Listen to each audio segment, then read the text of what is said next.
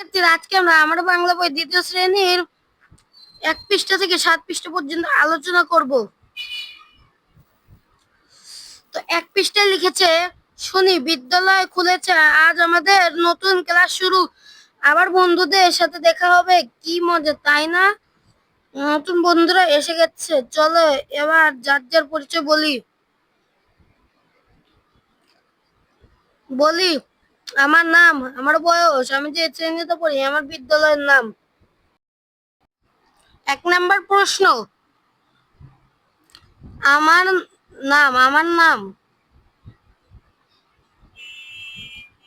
আমার নাম আমার নাম আব্দুল্লাহ। আমার বয়স, নিজেদের বয়স লিখবা। আমি যে শ্রেণীতে পড়ি, দ্বিতীয় শ্রেণী। আমার বিদ্যালয়ের নাম, নিজেদের বিদ্যালয়ের নাম লিখবা।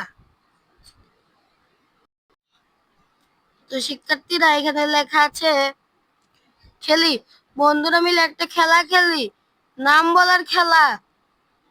গোল হয়ে দাঁড়াই, হাতে একটা বল নেই, নিজের নাম বলি, এরপর কোনো একজন বন্ধুর নাম বলি, এ বন্ধুর হাতে বলটা দিই। বল হাতে নিয়ে বন্ধু তার নিজের নাম বলবে, একই সাথে আরো একজন বন্ধু নাম বলবে, যার নাম বলবে তার হাতে বলটা দিবে। এভাবে এই খেলাতে চলতে থাকবে। প্রশ্ন, তোমার হাতে কি বই? বইয়ের উপর কে লেখা? বইটি দেখতে কেমন? 1 নাম্বার, তোমার হাতে কি বই? বাংলা বই। বইয়ের উপর কি লেখা? আমার বাংলা বই, দ্বিতীয় শ্রেণী। 3 নাম্বার, বইটি দেখতে কেমন? বইটি দেখতে অনেক অনেক সুন্দর। পার্ট 2, স্কুলে কেমন লাগছে বলি। স্কুলে এসে আমার কেমন লাগছে? আনন্দ, অবাক, দুঃখ, মজা। আসলে হবে হচ্ছে আনন্দ।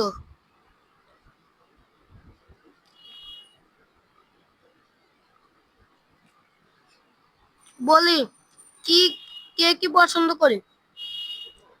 মিতু, আমি গান গাইতে পছন্দ করি। আমি রাজু, আমি ছবি আঁকতে ভালোবাসি, ভালো লাগে।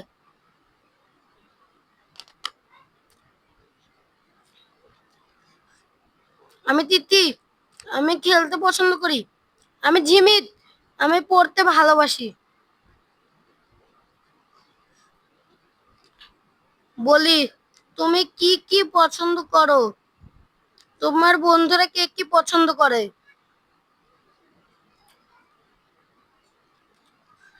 শুনি, তিতি, আমি তিতি, তুমি? ঝিমিত, আমি ঝিমিত। তিথি, আর তুমি? রাজু, আমি রাজু। তিথি, ওর নাম মিতু, ভালো গান গায়। মিতু, জানো বিদ্যালয়ে খেলাধুলা প্রতিযোগিতা হবে। রাজু, গান আর ছবি আঁকার প্রতিযোগিতা হবে। তিথি, রাজু, দড়ি লাফ দেবো। জিমিত, আমি ছবি আঁকবো, পাহাড়ের ছবি। মিতু, আমি একটা দেশের গান গাইবো। রাজু, আমি ছড়া বলবো।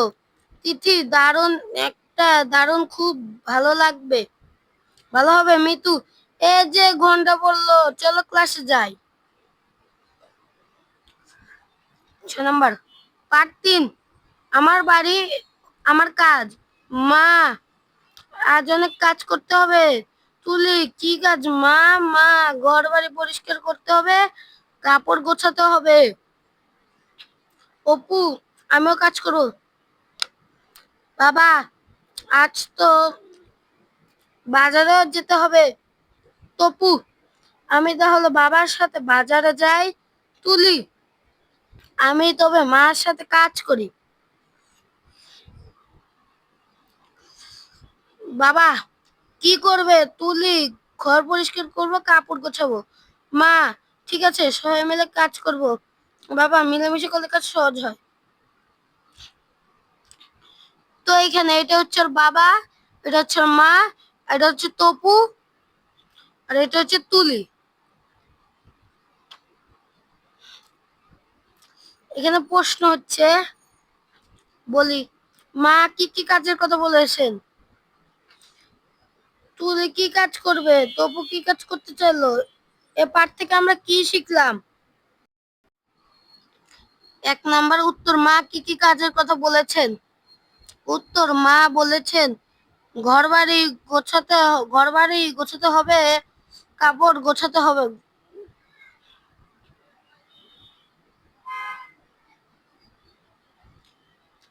তুলি কি কাজ করবে? উত্তর, তুলি ঘরবাড়ি পরিষ্কার করবে এবং কাপড় গোছাবে। 3 নাম্বার, তপু কি কাজ করতে চাইলো? উত্তর, তপু বাবার সাথে বাজারে যেতে চাইলো। 4 নাম্বার, এ পাঠ থেকে আমরা কি শিখলাম? উত্তর, এ পাঠ থেকে আমরা শিখলাম মিলেমিশে করলে কাজ সহজ হয়।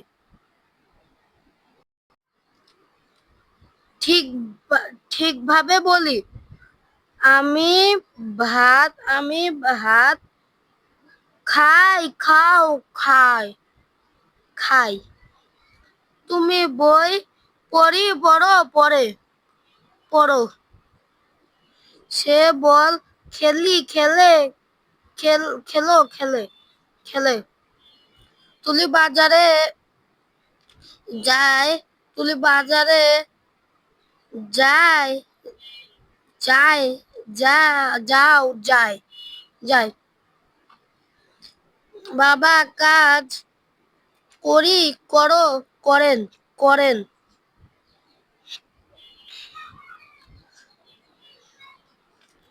ডালিম কুমারও কঙ্কাবতী। এক ছিল রাজপুত্র, তার নাম ডালিম কুমার।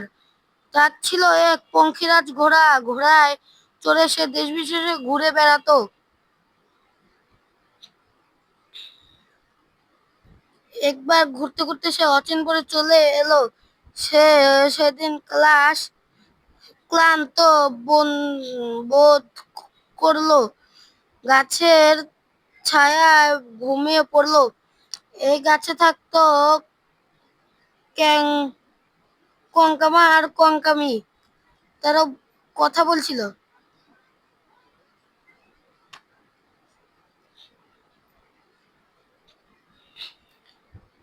রাজকন্যা কঙ্কাবতী কি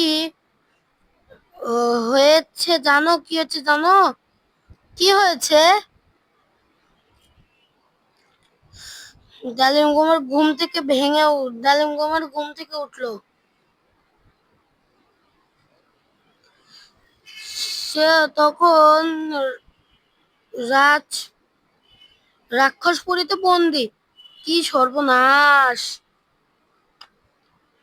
রাক্ষসপুরী অনেক দূর, 7 সাগর 13 নদী ওপারে।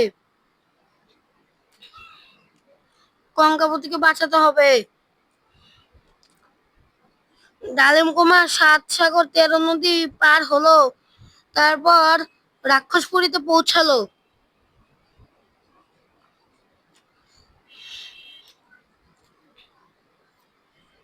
ওঠো কঙ্কাবতী! তখন রাজকন্যা কঙ্কাবতী সোনার পালঙ্কে ঘুমিয়ে আছে, কিছুতেই ঘুম ভাঙে না। ডালিম কুমার দেখতে পেল কঙ্কাবতীর মাথার কাছে রূপার কাঠি আর পায়ের কাছে সোনার কাঠি। তখন ডালিম কুমার মাথার কাছে সোনার কাঠি নিয়ে এলো আর পায়ের কাছে নিয়ে এলো রূপার কাঠি। অমনি কঙ্কাবতী জেগে উঠলো। হাউ মাউ খাও! ঠিক তখনই ঠিক তখনই রাক্ষস ঘরে ঢুকলো। সাথে সাথে ডালিম কুমার তরবারি বের করলো। এভাবে রাক্ষস মারা যাবে না। কঙ্কাবতী বলল, রাক্ষসের প্রাণ আছে একটা টিনের কৌটার ভিতরে। ডালিম কুমার জানে না সে কৌটা কোথায়।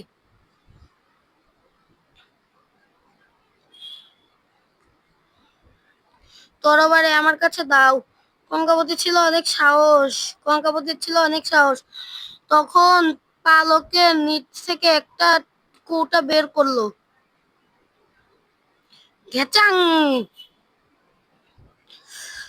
কৌটা খুলতে বেরিয়ে এলো একটা ভ্রমর। তখন কঙ্কাবতী তরবারি দিয়ে ভ্রমরটাকে কেটে ফেললো।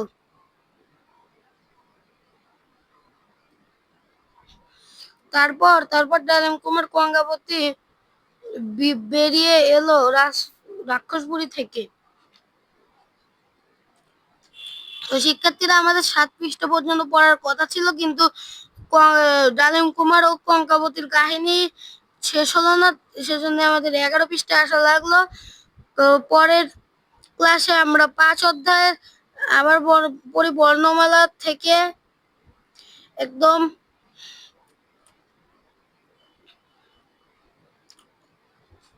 এই 19 পৃষ্ঠা পর্যন্ত আলোচনা করব। ততক্ষণ আমাদের পাশেই থাকুন। আল্লাহ হাফেজ।